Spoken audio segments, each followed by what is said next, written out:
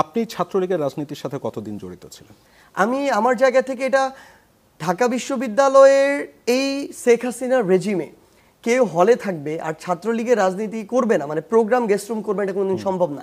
2017 সালে আমি প্রথম বর্ষে ভর্তি হই, 2017 সালে এটা শুরু হয়, তৃতীয় বর্ষ পর্যন্ত এটা অনেকটা বাধ্যতামূলক থাকে, একদম বাধ্যতামূলক, আপনার করতেই হবে।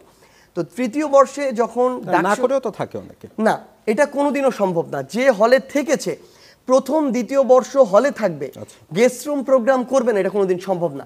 যে এটা বলে সে মিথ্যা বলে। তৃতীয় বর্ষে যখন 2019 সালে ডাকসু হলো, এরপর থেকে আমার ওই অ্যাক্টিভ যে রাজনীতি এটা থেকে সরে আসি, এবং 22 সালে আমি ঘোষণা দিয়ে সরে আসি।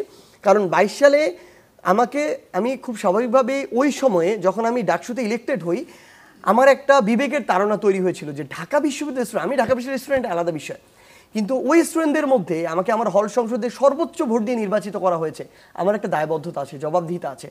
সো বিবেকের তাড়নায় আমি ছাত্রলীগ বলেন, আওয়ামী লীগ বলেন, আপনি আমার টাইমলাইন এখনো গেলেও দেখতে পাবেন, আমি সচরাচর বিরোধী দলগুলো যেভাবে সমালোচনা করতো তার চেয়েও কঠোরভাবে।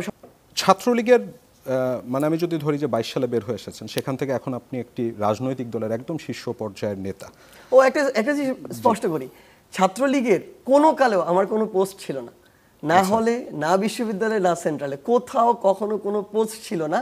এবং 8-10টা যেরকম মানে যারা স্লোগান দিত বা কর্মী ছিল, স্লোগান দিত না, অ্যাকচুয়ালি কর্মী ছিল, অংশগ্রহণ করতো, তাদের মতো একজন ছিলাম। কিন্তু সমস্যা যেটা হয়েছে, যেহেতু ডাকসুতে আমার ওই জায়গায় আমি নির্বাচিত হই, ওটা ছাত্রলীগের প্যানেল ছিল, আমি স্পষ্ট করে বলি, 13 জনের মধ্যে ছাত্রলীগের প্যানেল থেকে 7 জন নির্বাচিত হয়েছিল, তাদের মধ্যে আমি একজন ছিলাম, বাকিরা নির্বাচিত হয়নি।